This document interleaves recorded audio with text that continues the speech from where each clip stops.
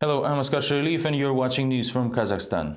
Temirtau newspaper Zerkalo moved to the new office after the fire. Outlet promises not to stop publishing process. Who pays them? Political experts and economists discuss financing of extremists. Meanwhile, 3 suspected terrorists were released in October. Kazakhstan marked its 51st anniversary. What are the jokes these days of the club members?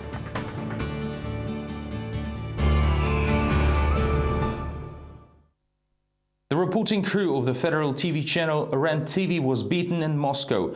The reporters of the well-known TV show The Week with Marianna Maximovskaya decided to investigate the story of the freed from slavery Kazakh citizens in Moscow. On Thursday, the reporting crew visited the store where 20 more people are held in captivity, according to some sources. Once the journalists entered the premise and asked to speak to the owners, they were attacked by approximately 15 people, most likely the store staff. Camera and all records have been taken away during the attack, and the victims are currently held in the Galyanova police station together with several assailants. The police has yet to give comments about the incident, but it is known that some of the detainees are actually related to the store owner who enslaved people. We've entered the store and asked if we could talk to Jansulu, the owner of the place. Vendors immediately scattered, and next thing we know, there are 15 Kyrgyz or Kazakh guys around us who then started to wring our hands. They took away our camera, phones and even work IDs. Most importantly, they took away our tape, which now they certainly deny, claiming to know nothing about it. Zerkalo newspaper will continue its work no matter what. To recap, on Wednesday morning, the office of the Temirtau branch of the newspaper was put on fire by unidentified individuals. The premises burned down and equipment was damaged. Journalists believe that is connected with their professional activities. On Thursday, the team of reporters moved to the new office. The readers of the newspaper provided a small premise in one of the business centers of the city. The remaining equipment and supplies were taken to the new office. More details in the next report. That's how we use pure alcohol. Working with a rag is a new routine for the technical editor of the newspaper Zerkalo. Smoked monitors are hard to clean. Alexander is trying to check whether the rescued office equipment is still operational and sadly acknowledges that many computers will never turn back on. 50% of my equipment is dead and absolutely beyond repair. According to the outlet's deputy director, the arson could have been expected. The publication's every issue featured scandalous interviews, articles about social inequality, and stories exposing fraudulent businessmen and officials. In response, the publication and its staff received threats. Last March, our journalist Natalia Vernatskaya was ambushed and threatened right near the office. 2 men wielding a gun told her she writes too much and advised her to think about her life, which is more valuable than writing. We don't know who were they and can only guess. But basically, there are a lot of problem articles, and it often happens that after their publication we receive calls with complaints and discontent. This is how the damaged office of the publication looks now. The damage is estimated at $40,000. When the staff was asked whether they feel intimidated, the team uniformly said no. Journalists believe that their colleagues from other publications will show them support and solidarity. My whole office went down with tables, cupboards and built-in closets all in ashes now. Express provided us with shelter. Its staff helped us with transportation to move everything, and the IT people fixed our computers. On Friday, the burnt remains of the publication will be treated with chemicals to remove the smell. After repairs are done, the staff will return to its home office. Journalists hope that perhaps by that time the police will find the arsonists. State channels are unavailable in Kazakh hotels. This ideological mishap of hotel owners outraged the MPs. In particular, one of the most influential MP, Dariga Nazarbayeva. She shared her views on this matter during the session of the Committee on Social and Cultural Development that discussed digital television on Thursday. Find out the details from the next report.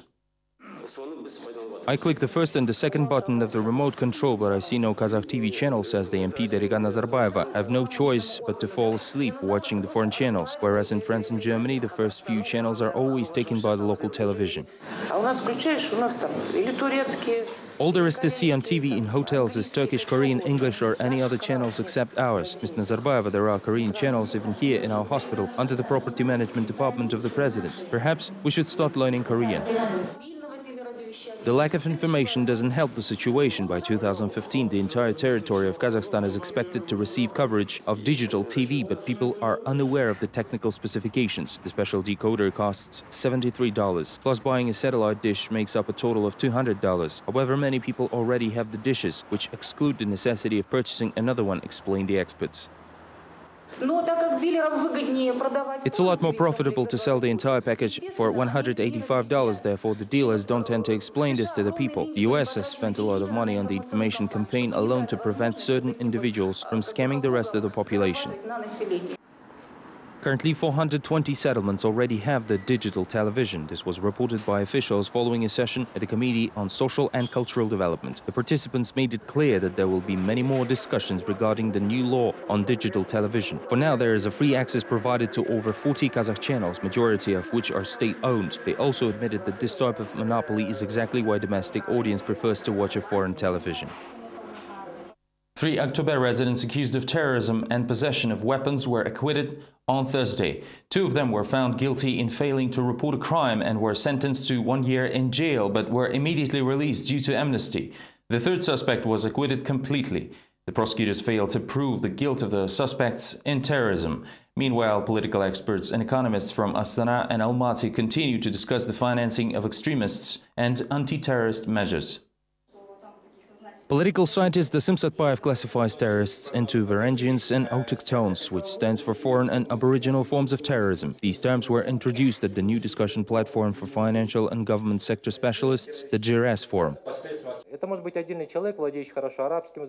This could be an individual fluent in Arabic, Kazakh and other languages that can interpret religious texts for the public, primarily for the younger generation. Along with a poor religious education, this poses danger of formation of local uncontrolled extremist groups in our country. Meanwhile, the topic is hotly debated in Astana. A certain Center of Security Programs has made its first public appearance through a vague-themed roundtable featuring reputable speakers. The topics discussed varied from mythologies and reality of terrorism and extremism in Kazakhstan to proselytism in the Kazakh society. During the lobby interview, the political scientist Yerlan Karin used more straightforward terms. Our primary concern is not the Kazakh citizens engaged in terrorist activity abroad, although this is sure to pose a certain threat. The key problem is factors triggering terrorist groups' formation within the country. The problem of extremism financing channels was brought up during the meeting in Almaty. The speakers came up with no specific figures, as that information is reserved by the National Security Committee. However, the economist Aygul Tilkareva was able to reveal a recent instance of involving the Central Credit Bank in the special operation. On day 3, they contacted the Financial Monitoring Committee at their own risk and asked for advice on further steps, whether they got authorization from the committee to proceed with the transaction. When the bank was about to start the transaction, the client got handcuffed and detained by the law enforcement authorities right in the banking outlet. The public and experts are left at a guess on a volume of funds circulating in criminal sector. This year, the government is planning to allocate the additional $8.5 million to combat terrorism and religious extremism. As for all kinds of thematic meetings, the average round table will cost organizers around $700, but that, of course, will depend on a number of guests, equipment and coffee break menu. Over 100 experts gathered on Thursday in Astana for the annual seminar of the European Union discussing the participation of civil society in criminal and judicial reforms of Kazakhstan. One of them is on the way. On November 10th, General Prosecution Office plans to complete the discussion and development of the new criminal and criminal procedure codes. Next report has more. The European Union seminar on human rights advancement and government interaction with the civil sector was held in Astana on Wednesday. It started off with the lawyer Igor Laskut complaining that the government disregards public opinion when it comes to formation of legal reforms or a general lawmaking process. Very often the legislation drafts are prepared in total secrecy, making it impossible for the public to significantly influence the ideology of purport of the law and draft. The only government official attending the seminar was the member of parliament Aygul Solovyova. She admitted that the law drafting process lacks transparency and public involvement, but that's due to the non-government sector being divided and passive. The civil society lacks cohesion and aspiration to convey a common standpoint. People choose to stick to their own business instead. The human rights activist Balatbek Blyalov is one of those passive citizens. He rather considers himself a public protest practitioner. He wasn't invited to attend the international seminar, but he wouldn't go anyway. He believes such events are far from the criminal realities, while being closer to people would help achieve tangible results. Most of the expert groups are isolated to some extent. They form kind of one-class key clubs, which won't let them see the actual situation. The government agencies should provide conditions for the commoner citizen to speak up. A famous lawyer, Sergei Utkin, arrived at the seminar from Almaty. He found the subject pressing, but expressed the opinion that judicial reform is the way to go. He explained that public-oriented lawmaking process would hardly improve the overall legislative situation, because all cases are eventually determined by the judges. At the end of the day, it makes no difference whether one was convicted of drug dealing or information security breach. Both end up in jail. No criminal code will stop an executive body from condemning someone to prison if the judge chooses to. On Friday, the human rights activists, lawyers and members of NGOs and international organizations will continue discussing the influence of civil society on legal reforms in Kazakhstan. But one thing is clear today: even the systems beyond legislative require major reforms. Hundreds of employees of Tesla Ton company organized a protest.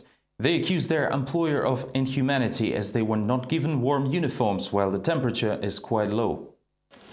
On Thursday, the company's employees refused to return to work. The workers on strike say that besides low wages, they do not have appropriate working conditions. Summer is long gone, but electricians have to work outside in the cold. Thus, one of their demands is for warm overalls. After protesting for an hour, Tesla Ton management met with the employees and promised to fulfill their demands. After that, workers stopped to protest and carried on with their work, wearing summer outfits. We're not given warm overalls. Have you tried working in a cold steppe wearing light clothes? Most of us got sick, as it is impossible to work under these conditions. Please stop the protest. We will distribute warm clothes today. If there's not enough, we will bring more tomorrow. November 8 is the International Day of Club of Funny and Smart. This year it turned 51. KVN is quite popular in Kazakhstan. Details come next. The students of Kazakhstan have been preparing for the holiday of KVN hard. The best improvisation is always the planned one. It takes time to practice the stunt and to have it approved by the organizers. The young people don't get paid for having a sense of humor. Instead, they work absolutely for free. It doesn't even sound funny. The money is not involved in KVN. All participants work for the idea, for the youth, and for the development in our country. Before the jokes get on stage, all their jokes go through strict censorship of the editor. It is not allowed to joke about gender issues or obscenities or ritual agencies. In fact, it's not allowed to make jokes about the president. Yet some of KVN participants follow no limits of creativity to a reasonable extent. Alexander Sviridov can easily make parody of 20 Kazakh celebrities.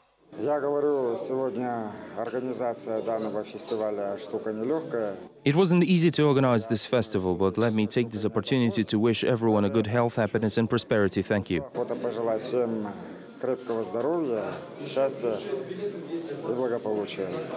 According to the president of KVN, students tend to raise a lot of social issues and even some political ones. However, they are advised to know when to stop. For instance, during the time when the Prime Minister was shifted, jokes about his mustache seemed very popular. I believe that's acceptable. However, some are afraid to make jokes about certain political parties. Frankly, there's no need to be afraid. On the contrary, it is necessary to show it to the public. The students receive no special treatment on the International Day of KVN. Receiving the prizes and diplomas is more than enough. Being a member of KVN already implies certain concessions in school. 3 Kazakh athletes and Olympic champions were named as Athletes of the Year by the Olympic Committee of Asia.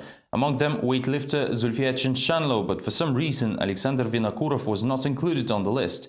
It is quite surprising, but the cyclist is accused of buying the win. On Thursday, the case of Vino was commented by the head of the Sports and Physical Culture Agency, Talgat Yermigiaev. Take a look at our next report. Talgat Yermigyaev, the head of the country's athletics agency, takes defending the honor of Olympic champions personally. On Thursday, he had to address issues raised by concerned local sports fans. It finally became clear that weightlifter Zulfiya Chinshanlo will not return to Kazakhstan and retain her Chinese citizenship. The situation with the star cyclist Alexander Vinokurov is even more complicated and confusing. If these rumors are confirmed, we will of course protect our athletes, but I don't have the full picture now. I believe everything will turn out well. Yermigyaev also said that Vino is no longer a part of the national team and currently resides in Europe. Many believe the Saudi agency hints that Kazakhstan won't fight for the racer as the country's overall reputation is more important. London Olympics champ Alexander Vinokurov is accused of buying his victory during one-day race Ligue Baston League in 2010. The investigators with the prosecutor's office in Italian Padua say that the victory cost him 150,000 euros and are ready to produce all necessary evidence to back up their claims. The Confederation of Labor of Kazakhstan and lawyers are creating an alternative option of amendments to the law on trade unions. The Ministry of Labor and Trade Unions Federation is preparing the document to lay it on the table of the president by the end of the year.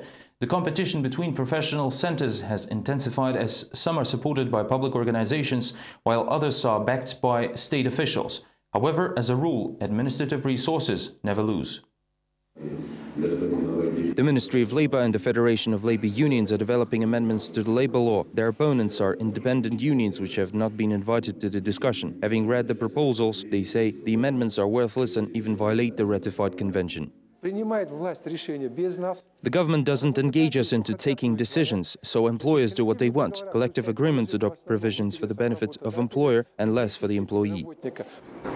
Here is a typical conflict between a company head and the chairman of the labor union, which will be likely regulated by the amended law soon. In South Kazakhstan, Bayan Karjaubayeva, who represents workers, is arguing with the head of the concrete plant Evgeny Sokolov. The unionist says the enterprise keeps cutting jobs illegally, never raises salaries and constantly subjects a local labor union to pressure. We don't need any third-party associates or disorders. One thing I want to say, do not be afraid of anyone. This was a provocation. I know workers were threatened with dismissals if they gave interviews. According to the official representative of the Labor Unions Federation, meetings related to amendments are regularly held by a special group of Labor Ministry. The document will be submitted to the parliament shortly. Unfortunately, the loyal head of the federation decided against commenting on the controversial idea. I'm away today. Let's talk it over tomorrow. Call me at 9 a.m., please. Having verified the parliamentary schedule, the officials have allotted 2 months to pass the law on labor unions. They, however, didn't give any reasons for such a rush. The draft bill is debated every other day, as it must be submitted to the Senate in mid-December and passed before the new year. Labor unions and lawyers say they are willing to oppose the passing of the rushed law. They intend to submit their version of the document first to the parliament and then to the president.